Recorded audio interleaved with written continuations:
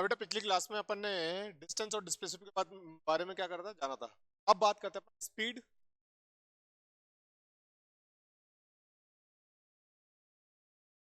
और वेलोसिटी के। यार, जो स्पीड होता है अपने पास, ये डिस्टेंस अपॉन टाइम होता है। और अगर मैं वेलोसिटी की बात करता हूँ, ये अपने पास डिस्प्लेसमेंट अपॉन टाइम से इसको क्या कर सकता हूँ मैं, चीज। अगर मैं यहाँ पे स्पीड के बारे में बात करूँ, स्पीड अपने पास जो होती है स्केलर क्वांटिटी होती है। क्या होती है? और यहाँ पे जो वेलोसिटी होती है, ये अपने पास वेक्टर क्वांटिटी होती है। क्या होती है?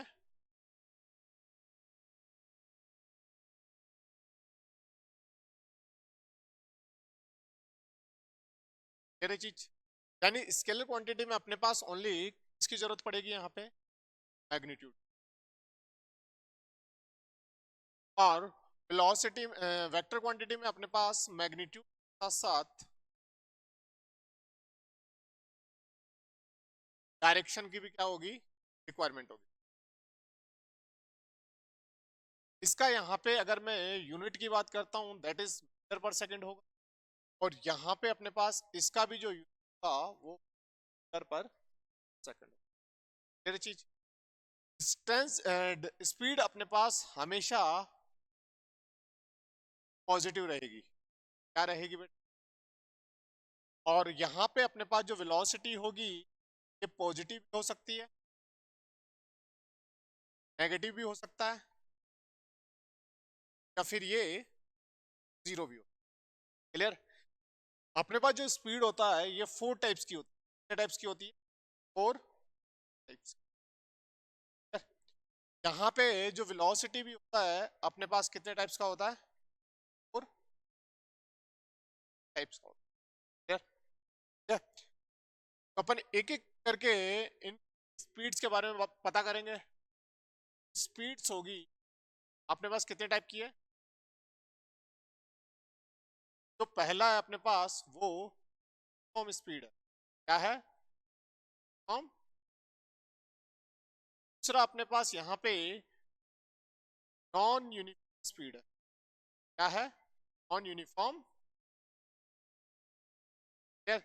तीसरा अपने पास यहाँ पे एवरेज स्पीड है। क्या है? एवरेज। तीसरा अपने पास यहाँ पे इंस्टंटेनियस। इंस्टंटेनियस। ऐसे ही अपने पास यहाँ पे वेलोसिटी के लिए जो था पहले यूनिफॉर्म स्पीड, दूसरा नॉन यूनिफॉर्म,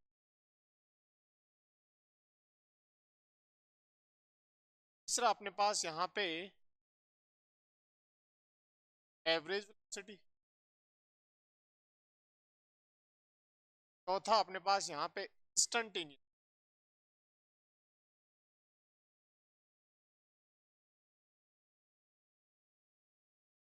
यहाँ पे अपने पास जो यूनिफॉर्म स्पीड होती है, ये इक्वल टाइम इंटरवल में इक्वल डिस्टेंस को क्या करेगा, कवर करेगा। क्लियर? नॉन यूनिफॉर्म स्पीड में अपने पास क्या होता है, यहाँ पे अनइक्वल टाइम में इक्वल डिस्टेंस कह दो या अनइक्वल डिस्टेंस कह दो। क्लियर है? तो इस केस में अपने पास जो स्पीड मिलेगा वो नॉन यूनिफॉर्म चीज। बात करते हैं अपने पास एक तो एवरेज स्पीड के बारे में, और एक बात करते हैं अपन इंस्टेंटेनियस स्पीड के बारे में। एवरेज स्पीड अपने पास जो होगा, एवरेज स्पीड और इंस्टेंटेनियस स्पीड में डिफरेंस ये होता है कि जो एवरेज इंस्टेंटेनियस स्पीड होता है ये स्मॉल टाइम के लिए होती है। इसके लिए स्मॉल टाइम, दैट इज यानी dt के बारे में होगा। और इसमें जो टाइम होगा वो क्या होगा, ज्यादा होगा। स्पीड में टाइम लगेगा अपने को ज्यादा लगेगा। इसके लिए अपने पास जो फॉर्मूला होता है वो होता है एवरेज स्पीड का जो फॉर्मूला आएगा अपने पास यहाँ पे, वो टोटल डिस्टेंस अपॉन क्या आएगा, टोटल टाइम आएगा। क्लियर चीज, समझ में आया नहीं आया? यानी अपन यहाँ पे इसको एक्सप्रेस कर सकते हैं delta X upon delta T से। क्लियर? और इसको लिखा जा सकता है अपने पास x2 minus x1 upon T minus टी1। जैसे कि अपन एक क्वेश्चन के अकॉर्डिंग इसको क्या करते हैं, थोड़ा समझते हैं। जैसे मान लो अपने पास कोई फंक्शन है डिस्टेंस का x equals to 3t square minus 2 plus. Clear? यहाँ पे ये किसी पार्टिकल का जो डिस्टेंस है वो टाइम के रेस्पेक्ट में क्या हो रहा है, चेंज हो रहा है। क्या हो रहा है, चेंज हो रहा है। इस केस में अपने को यहाँ पे x equals to x equals to x equals to sorry t t equals to 1 second से t इक्वल्स टू सेकेंड के बीच में अपने को इनका क्या बताना है, एवरेज बताना है। क्लियर? क्या बताना है, एवरेज बताना है। तो एवरेज निकालने के लिए अपना जो फॉर्मूला था t is equals to delta x upon delta t था। यानी कहने का मतलब ये है कि v equals to x2 minus x1 upon minus t1 होगा, नहीं होगा? क्लियर? तो पहले अपन x1 निकालने के लिए t का जो वैल्यू है वो 1 पुट करेंगे। इस केस में जो अपने पास x1 आएगा वो x1 इक्वल्स टू 3 मल्टीप्लाई 1 का स्क्वायर माइनस 2 मल्टीप्लाई 1 प्लस 2 होगा, नहीं होगा? इस केस में x1 का जो वैल्यू आएगा वो 3 माइनस 2 प्लस 2 दैट इज कितना आ जाएगा, 3 आ जाएगा। यानी ये जो x1 का जो वैल्यू आया अपने पास 3 मीटर आया।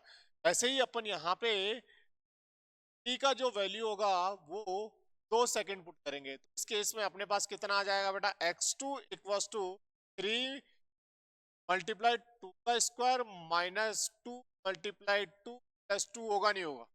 इस केस में अपने पास जो x2 होगा कितना आएगा, 3 मल्टीप्लाई 4 माइनस 4 प्लस 2। यानी कहने का मतलब 12 माइनस 4 प्लस 2, 3 माइनस 4 कितना हो जाएगा बेटा, 10 हो जाएगा। ये अपने पास क्या आ जाएगा, x2 आ जाएगा। क्लियर है चीज?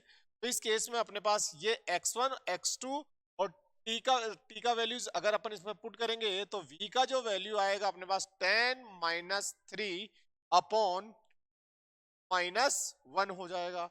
इस केस में अपने पास 7 अपॉन 1 ये आएगा, नहीं आएगा? तो v का जो वैल्यू आएगा अपने पास यहाँ पे कितना आएगा, 7 मीटर पर। ये अपने पास क्या आ गई, t इक्वल्स टू 1 सेकेंड से t इक्वल्स टू 2 सेकेंड में अपने पास पार्टिकल का क्या आ गया, एवरेज वेलोसिटी आ गया। क्लियर है चीज?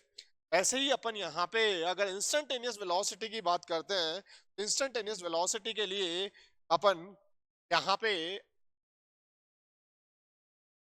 सॉरी इंस्टेंटेनियस वेलोसिटी की नहीं, अपन बात करेंगे यहाँ पे इंस्टेंटेनियस स्पीड। इंस्टेंटेनियस स्पीड के लिए अपने पास जो फॉर्मूला आएगा वो v is equals to x upon आएगा। क्लियर? ठीक है? तो अपने पास यहाँ पे जैसे कोई फंक्शन दे रखा है x equals to t square minus 2 plus 2 और आपको यहाँ पे t इक्वल्स टू सेकेंड पे क्या निकालना है बेटा, वेलोसिटी निकालना है। वेलोसिटी निकालने के लिए अपन क्या करेंगे, यहाँ पे इस फंक्शन x को जो कि टाइम के रेस्पेक्ट में दे रखा है इसको इस वेलोसिटी वाले फॉर्मूले में पुट करेंगे तो अपने पास जो रिजल्ट आएगा वो आएगा v is equals to d upon d t 3 t square minus 2t plus 2 होगा, नहीं होगा? इस केस में अपने पास इसका डिफरेंशिएट करेंगे तो डिफरेंशिएट करने के बाद अपने पास जो वैल्यूज आएगी वो कितना आएगा बेटा, 6t माइनस 2 होगा, नहीं होगा? और अपने को यहाँ पे जो वेलोसिटी निकालनी है वो t इक्वल्स टू सेकेंड पे निकालना है। तो इस केस में अपने पास जो वेलोसिटी आएगी वो कितना आएगा बेटा, यहाँ पे v is equals to 6 multiply 2 minus ये अपने पास जो वैल्यू आएगा वो 12 minus 2 v is equals to अपने पास कितना आएगा, 10 मीटर पर सेकेंड। यानी अपने पास t इक्वल्स टू सेकेंड पे इस पार्टिकल का जो वेलोसिटी ऑब्जर्व किया जाएगा वो कितना किया जाएगा बेटा, 10 मीटर पर सेकेंड किया जाएगा। क्लियर है चीज? इस तरीके से अपन यहाँ पे इंस्टेंटेनियस निकाल सकते हैं। ऐसे ही अपने पास यहाँ पे जो था वो वेलोसिटी में क्या क्या था बेटा, पहला था अपने पास यूनिफॉर्म वेलोसिटी, दूसरा अपने पास यहाँ पे नॉन यूनिफॉर्म, तीसरा अपने पास यहाँ पे एवरेज वेलोसिटी। क्या था? Average velocity. क्लियर? और चौथा अपने पास यहाँ पे instantaneous.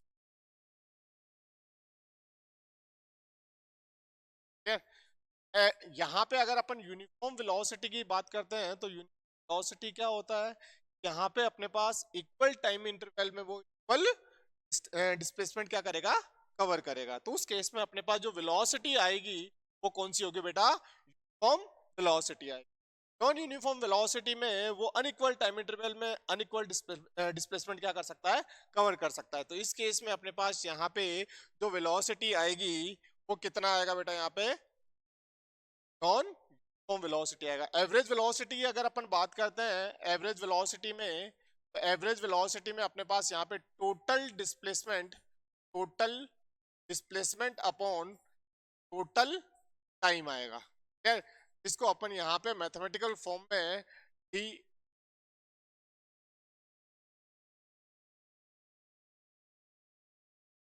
Delta S vector upon delta T से क्या कर सकते हैं? इसको रिप्रेजेंट कर सकते हैं। इंस्टेंटेनियस वेलोसिटी की बात करेंगे तो ये किसी इंस्टेंट पे अपने पास जो वेलोसिटी आएगा उसकी बात करता है। तो वेलोसिटी इक्वल्स टू यहाँ पे D S vector upon D को रिप्रेजेंट करेगा। क्लियर चीज? तो अपन यहाँ पे क्वेश्चंस के अकॉर्डिंग इसको क्या करेंगे बेटा? समझेंगे। ठीक है? तो वेलोसिटी, एवरेज वेलोसिटी की बात करते हैं तो इस केस में अपने पास जैसे कोई फंक्शन दे रखा हो, s vector equals to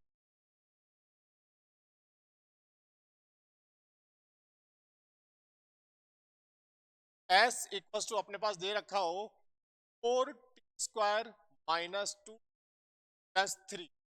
clear? और अपने को यहाँ पे t equals to second, t equals to 4 second के बीच में अपने को क्या निकालना है?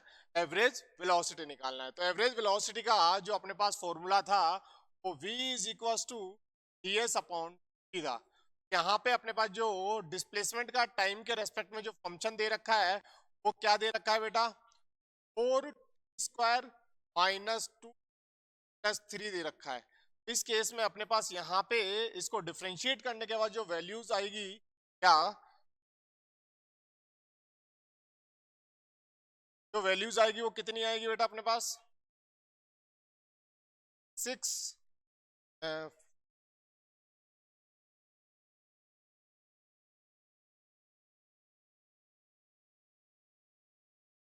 80 -2। यार ये अपने पास यहाँ पे क्या आ गया? इसका टाइम के वेलोसिटी का टाइम के रेस्पेक्ट में फंक्शन आ गया।